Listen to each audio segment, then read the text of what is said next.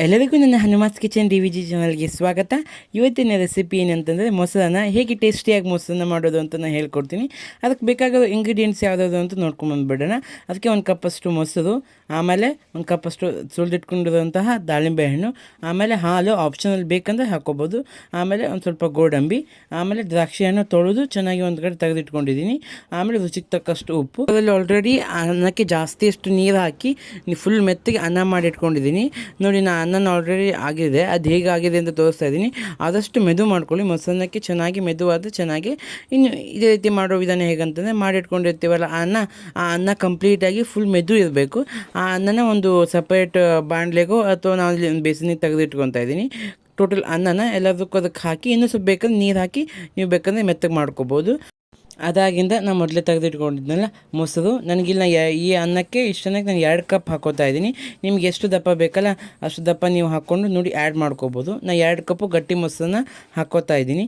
ಅದಾಗಿಂದ 1 ಕಪ್ಪಷ್ಟು ಹಾಲಿತ್ತಲ್ಲ, ಆ ಹಾಲನ್ನು ಕೂಡ ನಾನು ಇದಕ್ಕೆ ಈಗ ಆ್ಯಡ್ ಮಾಡ್ತಾಯಿದ್ದೀನಿ. ನೋಡಿ, ಈ ರೀತಿ ಹಾಲನ್ನು ಕೂಡ ಆ್ಯಡ್ ಮಾಡ್ಬೋದು. ಜಾಸ್ತಿ ಬೇಕಂದರೆ ನೀವು ಇನ್ನೂ ಜಾಸ್ತಿ ಹಾಕ್ಕೋಬೋದು.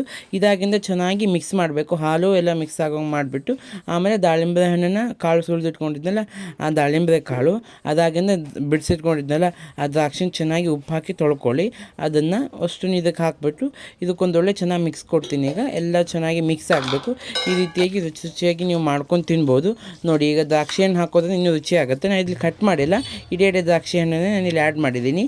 ಅದಾಗಿಂದ ನೀವು ರುಚಿಗೆ ತಕ್ಕಷ್ಟು ಉಪ್ಪು, ಯಾವ ರೀತಿಯಾಗಿ ಎಷ್ಟು ಉಪ್ಪು ಬೇಕು ಅಂಥೇಳಿ ನಾನಿಲ್ಲಿ 2 ಟೇಬಲ್ ಸ್ಪೂನಷ್ಟು ಉಪ್ಪು ಹಾಕಿದ್ದೀನಿ. ಅಷ್ಟು ಉಪ್ಪನ್ನು ಹಾಕಿಬಿಟ್ರೆ ಇಲ್ಲಿ ನಮ್ಮ ಮೊಸರನ್ನ ರೆಡಿ ಆಯಿತು. ಇದಕ್ಕೆ ಒಂದು ಒಗ್ಗರಣೆ ಕೊಡಬೇಕು. ಆ ಒಗ್ಗರಣೆ ಹೇಗೆ ಕೊಡೋದು ಅಂತ ನೋಡ್ಕೊಂಬಂದ್ಬಿಡೋಣ. ನಾನಿಲ್ಲಿ ಒಗ್ಗರಣೆ ಕೊಡೋಕ್ಕೆ ಒಂದು ಒಗ್ಗರಣೆ ಪ್ಯಾನ್ಗೆ ಎಣ್ಣೆ ಹಾಕಿ ಚೆನ್ನಾಗಿ ಕಾಸಿದ ನಂತರ ಗೋಡಂಬಿನ ಹಾಕ್ತಾಯಿದ್ದೀನಿ. ಗೋಡಂಬಿನ ಸಣ್ಣ ಕಟ್ ಮಾಡಿಟ್ಕೊಂಡು ಗೋಡಂಬಿ ಹಾಕ್ತೀನಿ.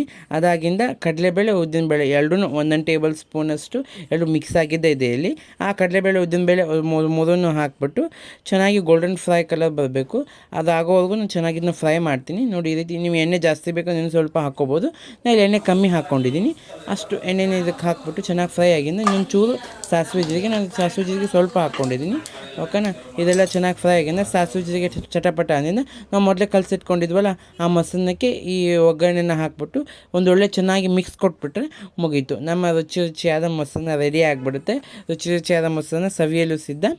ಇದೇ ರೀತಿ ರೆಸಿಪೀಸ್ಗಾಗಿ ನನಗೆ ಕಮೆಂಟ್ ಮಾಡಿ, ಸಬ್ಸ್ಕ್ರೈಬ್ ಮಾಡಿ, ಲೈಕ್ ಮಾಡಿ. Thank you so much.